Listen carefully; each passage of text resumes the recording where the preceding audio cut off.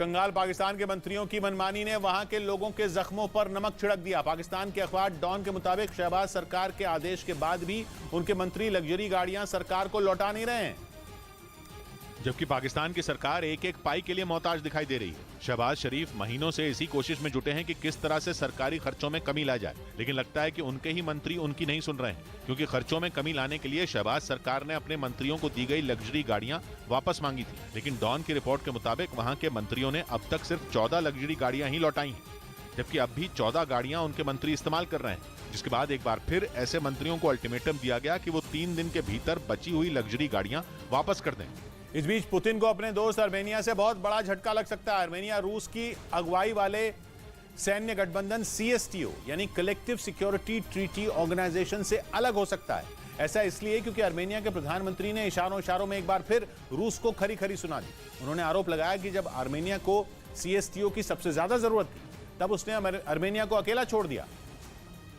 लेकिन इसके बाद तो आर्मेनिया के प्रधानमंत्री ने ऐसा बयान दिया जिससे मॉस्को में खलबली मच गई। आर्मेनिया ने कहा कि वो CSTO से अलग नहीं हो रहा, बल्कि CSTO आर्मेनिया से अपना पीछा छुड़ाना चाहता है। मतलब आर्मेनिया ने जता दिया कि वो CSTO से इतना नाराज है कि कल को वो उसे टाटा बाय बाय भी कह सकता है। CSTO में रूस, आर्मेनिया, बेलारूस, कजाकिस्तान, ताजिकिस्तान और किर्गिस्तान जैसे 6 देश शामिल हैं। CSTO को नेटो के जवाब के तौर पर देखा जाता है, क्योंकि नेटो की तरह CSTO भी इसी सिद्धांत पर टिका है कि अगर CSTO के किसी एक भी सदस्य देश पर हमला हुआ तो वो पूरे के पूरे मिलिट्री अलायंस पर हमला माना जाएगा और फिर पूरा CSTO अपने साथी को बचाने के लिए मैदान में उतर जाएगा। लेकिन आर्मेनिया एक बार नहीं बल्कि कई बार साफ साफ कह चुका है कि CSTO उसकी हिफाजत करने में एकदम नाकाम रहा है।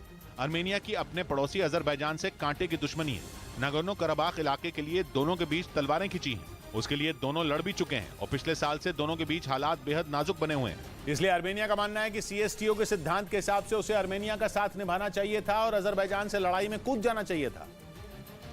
क्योंकि अजरबैजान CSTO का हिस्सा नहीं है, लेकिन आर्मेनिया का आरोप है कि CSTO ने उसकी मदद नहीं की। आर्मेनिया का CSTO पर सवाल खड़े करने का मतलब सीधे सीधे पुतिन पर उंगली उठाना है, क्योंकि CSTO की अगुवाई रूस करता है और रूस में पुतिन की मर्जी के बिना एक पत्ता तक नहीं हिलता। लेकिन रूस की दिक्कत यह है कि वो आर्मेनिया और अजरबैजान में किसी को भी नाराज नहीं करना चाहता। आर्मेनिया तो रूस का दोस्त है और रूस अजरबैजान से भी बिगाड़ना नहीं चाहता, क्योंकि उसके पास तेल का भंडार है। इस चक्कर में आर्मेनिया रूस से चिढ़ गया है। वो पुतिन से कन्नी काटने में लगा है और अमेरिका जैसे पश्चिमी देशों से नजदीकी बढ़ाने की ताक में।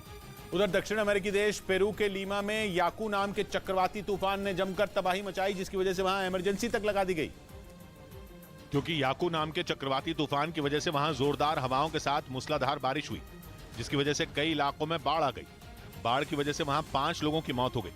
कई इलाकों में वहां स्कूल, कॉलेज और सारे दफ्तर बंद हैं। जगह जगह फंसे हुए लोगों को बचाने के लिए रेस्क्यू ऑपरेशन चलाए जा रहे हैं।